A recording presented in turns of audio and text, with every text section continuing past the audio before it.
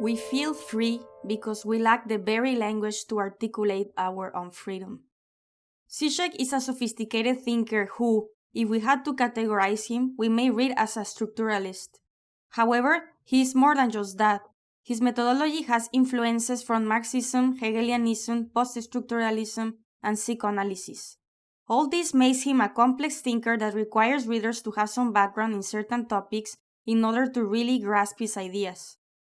That being said, today we'll talk about one of his short books, Welcome to the Desert of the Real, which is work that may be considered outdated since it discusses the aftermath of the 9/11 terrorist attack. Nonetheless, it is a book worth discussing, at least on the surface, and I will try to make it as simple as possible for everyone to understand the symbolic meaning of important political reactions and events that have influenced the world we live today. But before we begin, I should say that I will omit some parts of the book that may appear repetitive or are simply more examples of the same idea. This will generally make the content less lengthy and more to the point. Those familiar with Žižek will understand what I mean. Each chapter has an overall message, yet he goes off on tangents and illustrates the same topic from multiple perspectives. Now, without further delay, let's begin with a joke. But not just any joke. This is a joke that sets the stage for what Žižek will talk about in his book, namely how communication can be manipulated under certain conditions. A German worker gets a job in Siberia. Aware of how all mail will be read by censors, he tells his friends, "Let's establish a code. If a letter you get from me is written in ordinary blue ink, it's true. If it's written in red ink, it's false." After a month, his friends get the first letter, written in blue ink. Everything is wonderful here. The shops are full, food is abundant, apartments are large and properly heated, cinemas show films from the West, there are many beautiful girls ready for an allure, the only thing you can get is red ink. The structure here is more refined than it might appear. Although the worker is unable to signal that he is saying a lie in the Parvian way, he nonetheless succeeds in getting his message across. How? By inscribing the very reference to the code into the encoded message, as one of its elements. Of course, this is the standard problem of self-reference. Since the letter is written in blue, is its entire content therefore not true? The answer is that the very fact that the lack of red ink is mentioned signals that it should have been written in red ink. The nice point is that this mention of the lack of red ink produces the effect of truth independently of its own literal truth. Even if red ink really was available, the lie that it is unavailable is the only way to get the true message across in this specific condition of censorship. This joke shows a very effective critique of ideology, not only in an authoritarian extreme circumstances like this one, but also in a general libertarian way of life. We can say we have every freedom we want, but when we lack the red ink, we nevertheless feel free, simply because we lack the vocabulary to express our unfreedom. Passion for the real, traverse the fantasy. Žižek describes the 20th century as the stage of the passion for the real. He claims that people in this century became really interested in experiencing reality directly without any filters or anticipated plans. This was different from the 19th century when people focused on big ideas and projects for the future. The 20th century was more about wanting to experience the actual thinking itself, even if it was intense and extreme, rather than just talking about it or planning for it. Moreover, there are several examples of this in the chapter, but one of them talks about Bertolt Brecht, a famous playwright, who in July 1953, while he was on his way from his home to the theater, saw Soviet tanks heading to a street. These tanks were being sent to stop a rebellion. But instead of being scared or angry, Brecht did something surprising. He waved at the tanks as they passed by. Later that day, Brecht wrote in his diary that this moment made him feel like he wanted to join the Communist Party, even though he had never been a member before. This might seem strange because the tanks were being used to put down a rebellion, and the situation was violent and harsh. However, the situation shows the paradox of the passion for the real, as it is its polar opposite, a total spectacle. And one of the most famous examples of this century is the 9/11 terrorist attacks.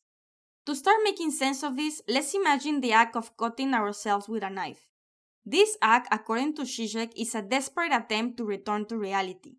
It is a pathological phenomenon that attempts to return to some level of normality in order to avoid a breakdown. However, as we can all guess, it concludes in an spectacle, a symbol of destruction. Now, the way our lives revolve around human-made events, concepts, and even products can blur the lines in between what is real and what is fake. This does not mean that we cannot literally make a critical observation and know what is real and fake. But the way human-made objects lack genuine substance or reality can start to play with our minds. In other words, our world has become unreal and devoid of substance as a result of its infatuation with materialism. One way to see this is that even after tremendous events such as the terrorist attacks, the reality being seen through the television does not represent the reality of the situation. It becomes almost like a spectacle, similar to special effects in movies. In the case of the terrorist attacks, people felt motivated to view the footage again and again, feeling a strange satisfaction despite the tragic nature of the event. This feeling is described as Žižek as jouissance, which is a kind of excessive pleasure that, even in the face of tragedy, illustrates the powerful and complex ways in which human emotions and responses can work. It is a realm where pain and pleasure are indistinguishable from one another. This means that it is when we saw these towers collapsing on the television that we became aware of the falsity of reality TV shows, even if these shows are for real people acting on them. Žižek provides an example of this with the movie The Truman Show, where the main character gradually realizes that his life is a 24-hour TV show. Moreover, this film illustrates a sense of unreality in our modern society. The idea is that our hyper-consumerist culture creates a kind of hyper-reality, where things seem real but lack true substance. Again, one example is that even after major events like the World Trade Center collapse, the media shows a very different view of the situation, creating a sense of unreality even in our daily lives. The media's way of showing such events keeps a distance between the viewers and the victims, creating a sense of separation from the real situation. This ties back to the idea that even real-life events can take on a stage or unreal quality due to media manipulation. This brings us to the conclusion that Hollywood has an immense control over ideology and the lines it creates between reality and fiction. The September 11 attacks were not entirely unexpected because similar scenarios had been shown in movies, and our exposure to such fantasies in films influences our expectations and responses to actual real events, hence the way we react to them, and how we experience jouissance when exposed to them. In other words, the real events are merely fantasies shattered into reality. Now, the question Žižek seeks to answer is this: why in the middle of well-being are we haunted by nightmarish visions and catastrophes? The answer is that in the middle of a state of feeling good, we look for catastrophes because it is a way of resisting reality. This perspective aligns with a postmodern view that suggests reality is a symbolic creation that we misinterpret as an independent and concrete entity. However, Žižek argues that, from a psychoanalytic standpoint, there is an opposite view. Instead of mistaking reality for fiction, we should avoid mistaking fiction for reality. In this way, some aspects of our experiences that we consider fictional might actually contain actual reality, but we handle or process these aspects by transforming them into fiction. To put it another way, in our daily lives we are submerged in a reality that is sustained by fantasies, which is our ideology. These fantasies contribute to our constructed perception of reality. This immersion is disrupted by symptoms that act as witnesses to the fact that another suppressed level of our mind resists total immersion in this fantasy. As a result, we always traverse the fantasy, meaning that we identify with the fantasy, particularly the one that generates excess and resists our complete immersion in the constructed reality. All this means that the return of the real is not simply a return to an authentic existence, but rather a traumatic and excessive experience that is difficult to integrate into our perception of reality. In other words, the real itself is often seen as an uncomfortable, terrifying apparition. However, from a psychoanalytic perspective, This discomfort might arise from the fact that some elements of reality need to be fictionalized to be comprehended and accepted. In a nutshell, it is a nightmare because it is very real, and fictionalizing the real allows us to better understand and cope with certain aspects of true reality. Now, we can clearly see how fictionalizing reality is a coping mechanism. Žižek argues that from a psychoanalytic perspective, forgetting historical traumas is not straightforward. Traumas that individuals are not ready or able to remember continue to haunt them more powerfully. This paradoxically means that in order to genuinely forget an event, we must first find the strength to remember it properly. In other words, the opposite of existence is non-existence, but insistence. What doesn't exist still causes influence, persistently striving for existence. Furthermore, Žižek uses Benjamin's perspective to demonstrate how modern revolutionary goals might be regarded as revisiting or even redeeming previous failed attempts at revolution. This suggests that current actions are not isolated events. They contain traces of past struggles and unresolved goals, giving fresh to previously unsuccessful attempts. These are known as symptoms, and they are just defenses that insist and persist in historical experience. Moving forward, Žižek delves into the concept of the symbolic hidden rules within systems of power. He illustrates this by examining the ways in which institutions such as the Catholic Church and even the Nazi regime operate with hidden laws. The first example is the Catholic Church and the establishment of the Opus Dei, an organization that functions under an unwritten set of norms characterized by unquestioning loyalty to the Pope and a commitment to promoting the Church interests. This group embodies a form of authority that defies conventional legality, operating by its own standards. For instance, Žižek explores the Church handling of the widespread sexual abuse cases involving priests. He claims that these incidents show a counterculture within the Church that operates under its own set of hidden standards and overlaps with the Opus Dei level.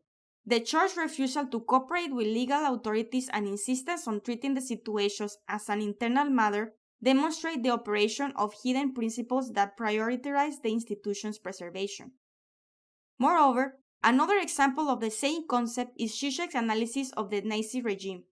He focuses particularly on a speech by Hitler, where he openly addresses the mass killing of Jews as a proud historical act. This acknowledgement of brutality demonstrates how the Nazis manipulated power through a similar dynamic of hidden rules, acknowledging and even celebrating the dirty work done for the advancement of their ideology. Finally, all these examples illustrate a broader point about the dynamics of power and ideology. Žižek contrasts the reactionary and progressive approaches to confronting the real, which represents the underlying truth or antagonism that disrupts the symbolic order. The reactionary approach involves embracing the hidden and darker aspects of the law, power, and authority. This means accepting the less favorable sides of these forces. On the other hand, the progressive approach revolves around confronting the true reality, including the antagonisms that are often overlooked by ideologies. Žižek challenged the usual understanding of the real. He argues that it's not merely a frightening truth concealed beneath the symbolic layers. Instead, he argues that the real includes symbolic creations or specters that shape how we perceive the world around us. For instance, consider Nazi ideology. They use the notion of the Jews as a specter, a symbolic representation of a hidden conflict. By portraying the Jews as a perceived threat, the Nazis rallied society together against this common enemy. This helped them create a sense of unity, even though it was based on an underlying conflict or antagonism. This is where we can introduce the concept of Homo Sacer, which represents the distinction between individuals who are part of the legal system and those who are not. It is a Roman law figure that was used to describe a person who was outlawed and may be killed by anybody but must not be sacrificed in a ritual of faith. In other words, it represents the line between humanity and the symbolic order, the border between who is protected by the law and who is vulnerable without legal repercussions. Terrorism, the West, and the clash of civilizations. When September 11 happened, people started thinking a lot about Islam and Arab culture. trying to understand it better and desiring to see Islam as a great spiritual force rather than as a threat. However, Žižek argues that trying to understand these cultures doesn't really help us understand why those attacks happen. Additionally, Islam has historically been more tolerant towards other religions than Christianity, which can help us to change the modern perspective of Islam as inherently intolerant towards other cultures. With this in mind, Žižek claims that the response to the September 11 attacks, like the US attacking Afghanistan, is a kind of action that might even be more about showing off power than actually making things better. Because why would it be a good idea to fight against a country that nobody cares about and that barely has anything to be destroyed? Moreover, Žižek shows how wars were fought with soldiers on the ground before, but now they are transcending to something different. People can control attacks from computers far away, like if they were in a video game. And this is similar to how terrorists act in hidden and secret ways. This creates a new notion of an invisible war where attacks could be anything but actual weapon attacks. This new kind of war changes how we understand conflict and makes us enter into a state of paranoia where it's hard to identify who the real enemy is. This can lead to conspiracy theories and widespread fear among people. Moving forward, Žižek talks about this clash of civilizations from a philosophical perspective by referencing Nietzsche and Hegel. He argues that this clash is between passive nihilism, represented by consumerist societies in the West, and active nihilism, manifested in radical movements. This distinction is used to shed light on the different motivations and sacrifices made by these groups. For example, in the West we are the Nietzschean last men, immersed in daily pleasures, while the Muslims are willing to risk all, fighting even to the point of self-destruction. One example is the traumatic impacts that we see in the West. For instance, when the stock exchange was closed for 4 days and then reopened the next Monday, it was viewed as the ultimate proof that everything was back to normal. This shows how, despite the perception of the West as exploitative masters, they are above all servants. They cling to pleasures to the point of being unable to risk their own lives. Now, in the months following the attacks, something very interesting happened. An unique phenomenon between a traumatic event and a symbolic impact arose. Americans experienced pride more than ever, but Žižek emphasizes that there was nothing innocent about this reaction. According to him, what actually happened was ideological interference, in which they fully assumed the symbolic mandate that comes after a big trauma. Because after a painful event like 9/11, what could be more natural than seeking comfort in the innocence of a strong ideological identification like nationalism? To put it another way, the United States of America was given the opportunity to reflect on the kind of world they were living in and the one they had built as the world's most powerful country. Nonetheless, they chose to reaffirm their traditional ideological beliefs and have absolutely no feelings of responsibility or guilt towards the impoverished third world that was forced to participate in global capitalism. This leads to the conclusion that Žižek invites us to reflect the political dimension of terrorism and understand that treating terrorists as mere criminals misses the larger political context. He argues that terrorism is a phenomenon within the capitalist universe and that the struggle against it is not necessarily the true struggle. Happiness after September 11. In psychoanalysis, the betrayal of desire is called happiness. Žižek argues that happiness is a complex and somewhat elusive state of being, often characterized by a balance of certain conditions. To illustrate this, he uses the context of life in Czechoslovakia during the late 1970s and 1980s. During this time, he noted that people's basic material needs were met, but not in excess. Sometimes shortage happened, which actually helped people appreciate the availability of goods when they were present. Furthermore, the ruling party was held responsible for anything that went wrong, which allowed people to avoid feeling personally responsible for problems. And last, people were allowed to dream about and occasionally visit a more consume-focused society, which was not too far away but distant enough to maintain the sense of a better life. But nowadays this balance has been disturbed.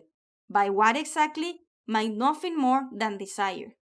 This emotion drives people to seek more than what they have, which eventually leads to changes in the full system they live in. As a result, many people are actually less happy. Happiness, then, is just a category of mere being, and as such, it is confused, indeterminate, and inconsistent. In addition to this, Žižek claims that the concept of happily ever after is a Christianized version of the pagan concept of the goal of life is to be happy. He goes on to say that people like Dalai Lama, the spiritual leader of Tibetan Buddhism, have had a lot of success preaching the gospel of happiness all over the world, and that it's no surprise that he got the most response in the United States, where the ultimate empire of the pursuit of happiness resides. Now, if we delve deeper, the relationship between happiness and the pleasure principle becomes apparent. The pleasure principle, a foundational concept in psychoanalysis, says that individuals instinctively seek pleasure and avoid pain. However, happiness is vulnerable to disruption when there is an insistence on something more than the natural pursuit of pleasure. This means that true happiness is connected to the subject's inability or reluctance to fully confront the consequences of these deeper desires. In other words, people suppress certain desires because they fear the outcomes or implications. This avoidance can create a sense of inconsistency in their desires. To illustrate this concept, consider scenarios in daily life. People regularly find themselves pretending that they desire things they don't really desire. This desire mask operates as a defense mechanism, protecting individuals from future disappointment, and ironically, striving for these surface desires serves to lessen the potential pain of not getting what they truly desire. This highlights an important truth. Happiness is not necessarily about fully understanding and embracing all our desires, but rather about existing in a state where desires, including those beyond mere pleasure, remain somewhat unresolved. Moving forward, this is exactly what happens in political scenarios. According to Žižek, the left, for example, continually insists on things that they know the capitalist system cannot provide. For example, full employment, the welfare state, and so forth. He claims that the issue is not that these demands cannot be met, but that individuals who make them do not truly want them to be realized. This situation creates a state where people, politicians in this case, can continue to desire things that they do not really want, while at the same time enjoy their current privileged position. Now, another claim Žižek makes on happiness is that knowledge makes us unhappy, and I cannot agree more. We are all aware that the more we learn about something, the more we want to control and the more disappointed we get. With this in mind, Jacques Lacan said that the attitude of human beings is that of, I do not want to know about it, which contradicts the core curiosity in humans. This means that every new discovery humanity makes has to be bought by a painful struggle against our innate propensities. In short, too much knowledge can lead to complicated feelings and unexpected changes in how we see things. However, Žižek argues that sometimes when we know someone we trust knows something, even if we do not know what they know, it can bring a sense of discomfort. For instance, there is an example of a genetic disease in a family. One member of this family decides to take the test to know if they have the disease or not. After reflecting, they decide to take the test and authorize another person they trust to test them and not to tell them the result. This would result in an unexpected death if the result was positive. The problem with this, Žižek argues, is that the person knows that the other person knows the truth about the illness, and this changes the way they see the situation, since it creates further anguish because you know that they know something important about you. This helps us understand a perplexing part of knowing things and how it is more than just learning new information. When you discover that someone else knew something important but kept it a secret, the entire scenario changes. This can be even more frightening than merely knowing the new information. Moving forward, Žižek redirects this to society. Will the ultimate fantasy of happiness be that of an institution doing things to us without our knowledge? This connects to the topic of knowing the other knows. People will be unaware of what is going on behind the scenes if the institutions secretly know information about them and take dramatic steps based on that knowledge. This connects to the topic of knowing the other knows. People will be unaware of what is going on behind the scenes if the institutions secretly know information about them and take dramatic steps based on that knowledge. This shows how distrust and discomfort are compounded on a societal level in a totalitarian system. People will constantly be afraid that someone else knows things about them that they aren't aware of, and that their life will be manipulated without their knowledge or consent. This lack of transparency and control over their own life reflects the discomfort experienced when realizing someone holds important knowledge about them. As a result, we can conclude that blessed ignorance can occasionally lead to a better sense of fulfillment or happiness. On that note, Žižek makes the claim that in Hollywood we can really see some blessed ignorance in play.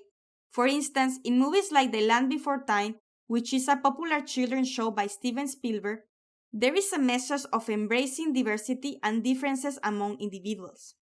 In this message, Žižek argues that there is a comforting narrative that encourages people to focus on understanding each other's differences rather than trying to understand the potential conflicts or underlying issues that could arise from those differences.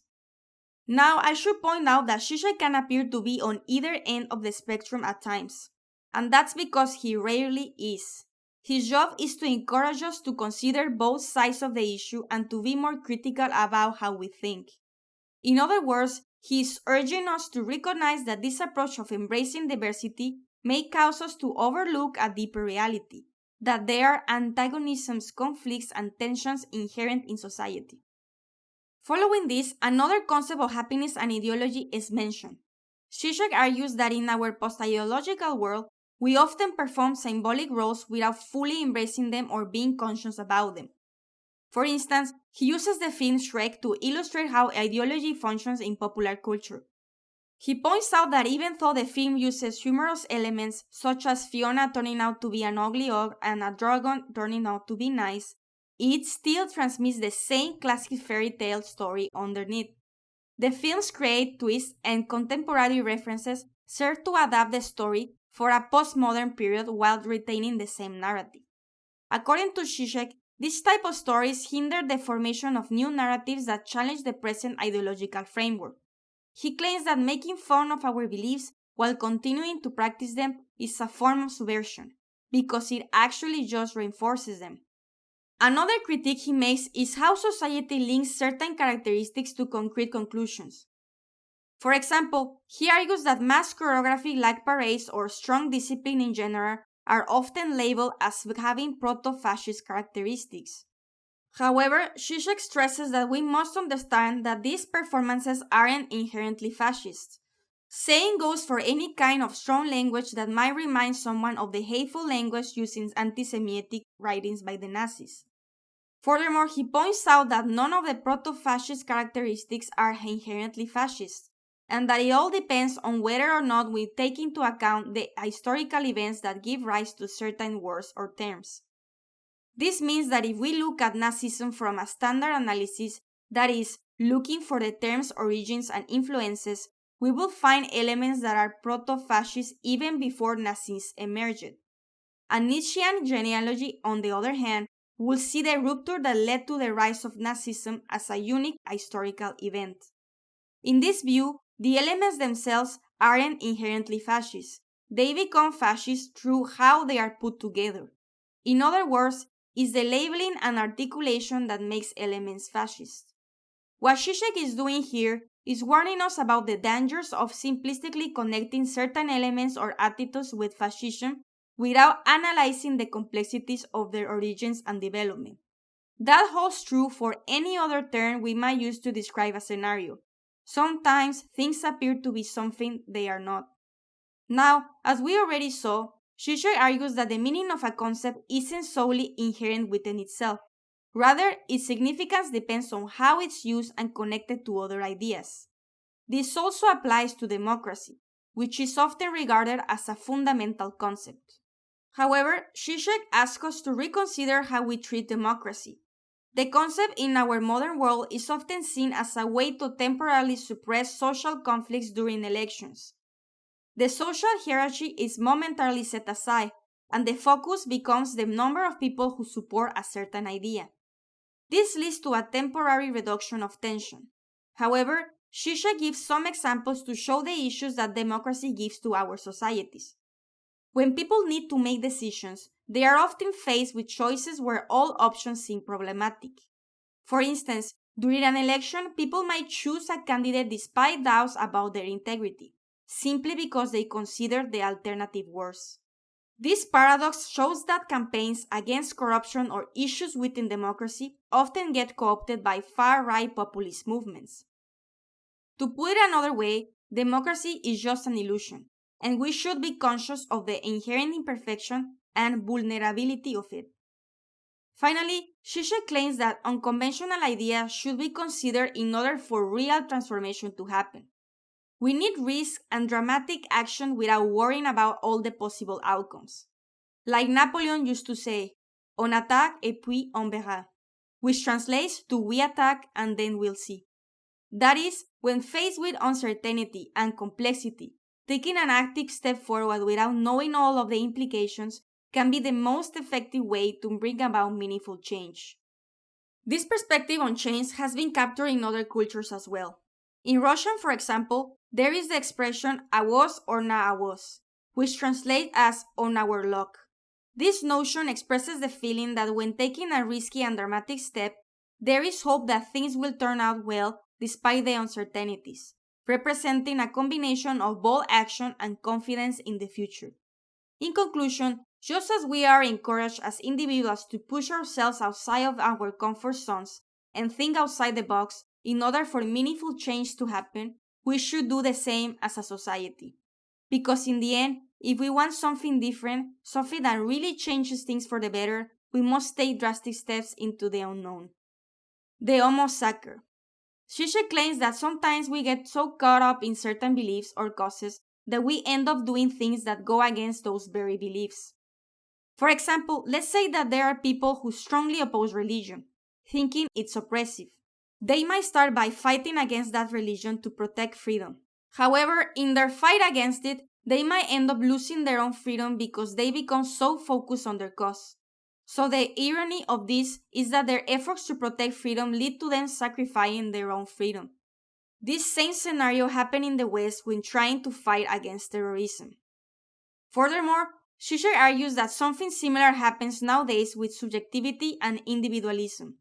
People believe that instead of trying to change big things in the world, we should focus on changing ourselves in personal ways.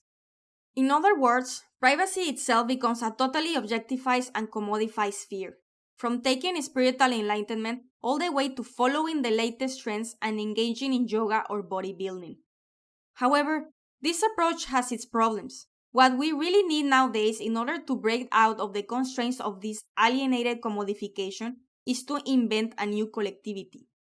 In other words, in order to have an intense and rewarding relationship in the private sphere, such as how a couple attempts to look into each other's eyes, forgetting about the world around them in order to make their bond stronger, the reality is that for this bond to become strong like that, they need a third point, a cause for which both are fighting, and in which they are both engaged. We all know that common objectives and aspirations are essential in a relationship. Žižek argues that the same thing happens in society. Staying in the private sphere does not help in bringing about real transformation. By focusing just on ourselves, the social reality continues its course without some real understanding. This means that for true fulfillment in any kind of relationship, including communities, we all need a third point to focus on. To put it another way, the global subjectivity we experience today does not make objectivity go away.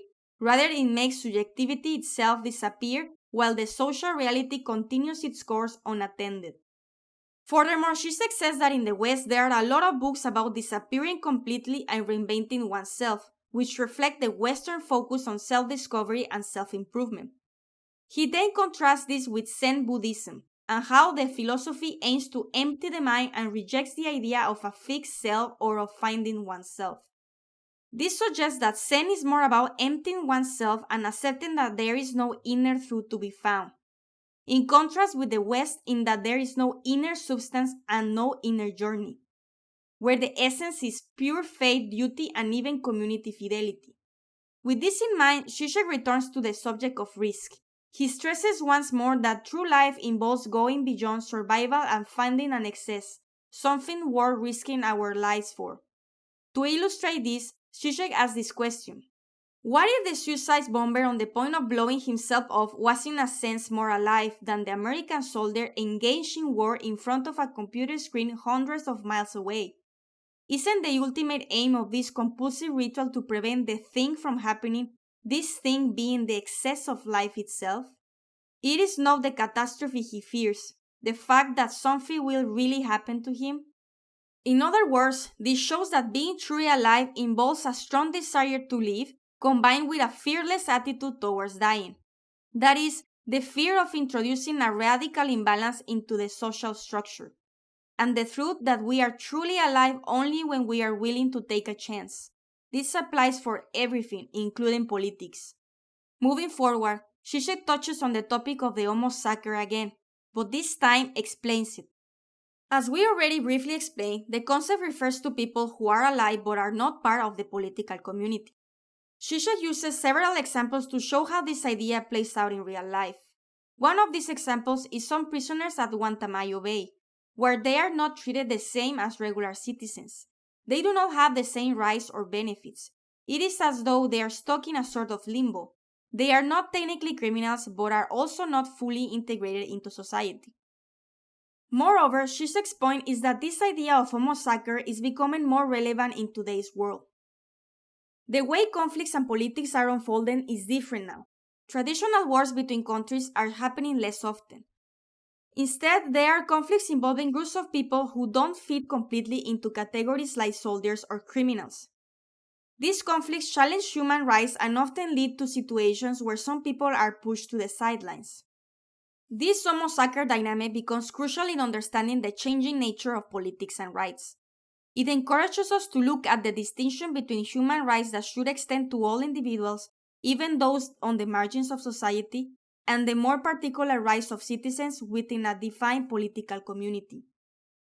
However, Žižek goes a step further and provides a more extreme perspective. He suggests that maybe we all start in a position of exclusion, where our basic status is that of objects controlled by large political systems, or by politics as he refers to it. According to this perspective, the rights associated with citizenship are not basic rights but are given to us as a secondary gesture, slowly created by the very same political systems we are immersed in. Now, Žižek delves deep into the background of the Homo Sacer, connecting it to thinkers such as Adorno and Foucault. In this context, Homo Sacer is an essential component to unlocking the complex relationship between human rights, democracy, and the rule of law, as well as something known as biopower, which refers to the ways in which political authorities exert control over people's lives, bodies, and health for the benefit of society. Moreover, returning to the main point, Homo Sacer invites us to consider whether our ideas of human rights and democracy sometimes mask the true nature of control mechanism inherent in biopower. Could these dynamics represented by the horrific concentration camps of the previous century be operated under the mask of democratic governance? Is our current desire for political freedom really a mask for the collapse of personal autonomy in a world ruled by led capitalism? For example, consider today's society, where the line between politics and daily life appears to be blurring. Control and management of daily life are becoming increasingly important in this world, nearly to the point of being the primary focus. Totalitarian phenomena are not simply deviations from the ideals of the Enlightenment. They hint to the truth behind these principles. Could these simply opposing ideas be founded in the same problem, namely the suppression or exclusion of something very troubling? To understand this, imagine a world in which we think we have freedom but we are actually controlled by a hidden system. The film The Matrix is an excellent example of this. A world in which humans are trapped in a simulated reality, supplying energy to the Matrix against their will. But why does this mechanism need our energy? Why didn't it get the energy from elsewhere? The answer is that it isn't just about power, it's about desire. Just like how humans desire things, this system metaphorically, despite as the Matrix, craves something too. It needs constant human jouissance. And when we wake up to the reality, We are actually just realizing the fantasy that sustains it, our own selves. Now, on the topic of society structures, some thinkers like Agamben challenge us to study the very concept of democracy. They say that Agamben's concept of Homo Sacer shouldn't just be part of a project to redefine exclusion. Instead, it should open up the conversation so that even excluded voices can be heard in public discourse. This idea aligns with Judith Butler's reading of Antigone, a character from Greek mythology, who stands for those without a clear social status, so we can rethink the boundaries that define inclusion and exclusion. Moreover, Žižek argues that Hegel and Lacan get into this context. They analyze conflict and how it relates to the structure of society. Hegel sees a split between different elements like state and family, while Lacan emphasizes how certain figures, like Antigone, represent the limits of established norms. However, Judith Butler doesn't fully side with either of these views. They argue that Antigone isn't just a radical outsider, but also someone aiming to reshape their norms from within. This shift isn't purely theoretical. It's about challenging how society is organized and seeking change in specific conditions. In other words, Butler's key point here is that we shouldn't simply see these conflicts as black and white choices. Instead, we should consider the possibility of reimagining societal norms, especially when it comes to defining roles, boundaries, and even the rules that shape how we live together. Now, Žižek really emphasizes the concept of the Homo Sacer and its exclusions, and gives us several examples. Another exploration of this concept comes with how it relates to torture, especially after the attack of 9/11. With this in mind, he mentions one discussion in an article by Jonathan Alter, titled Time to Think About Torture, which explores the idea that extreme circumstances might need extreme measures, even if those measures seem ethically unacceptable. Žižek asks questions of the logic of using the urgency of a situation to justify torture, pointing out the risk of this justification leading to further unethical practices. Interestingly, Žižek argues that simply bringing up torture as a legitimate issue for debate is more detrimental than openly promoting it. This is because bringing up the subject of torture softly changes the boundaries of what is acceptable, making the ethical implications of normalizing torture for short-term gains a concern, because it eventually opens the way to broader acceptance of torture in other contexts, eroding human rights. Furthermore, Žižek highlights how states of emergency can alter human rights or basic needs in the name of national security.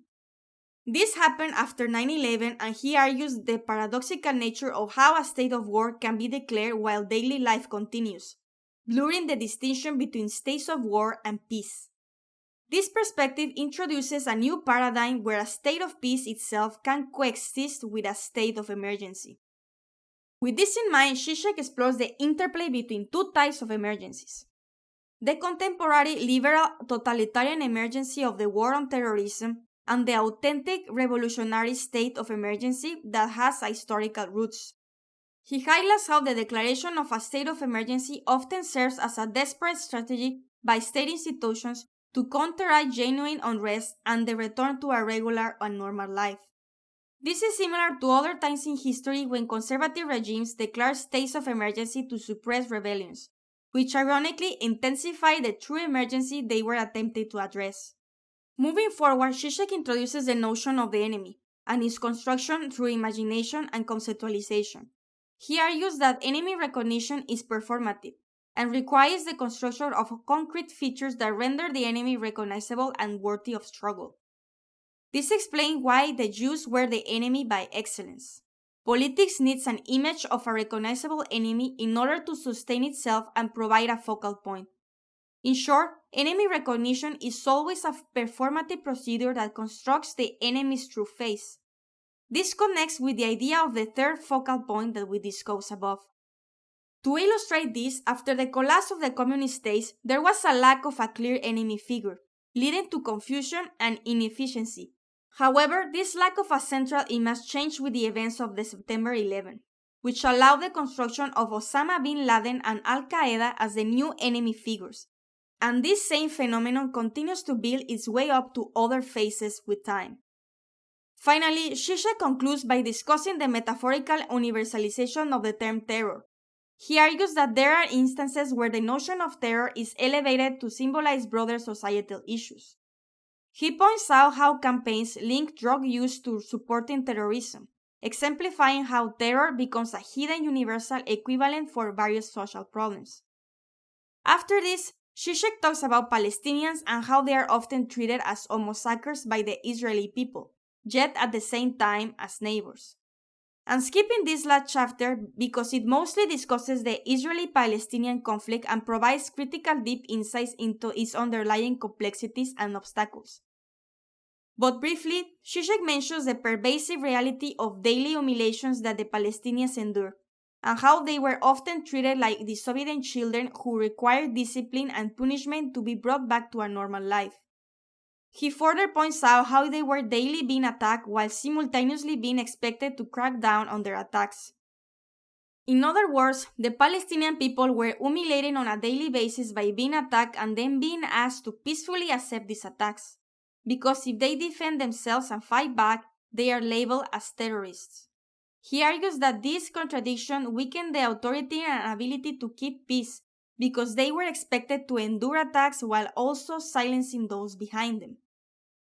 In short, if we want to delve more into Žižek's understanding of this topic, we can turn to the book's last chapter for some insightful analysis.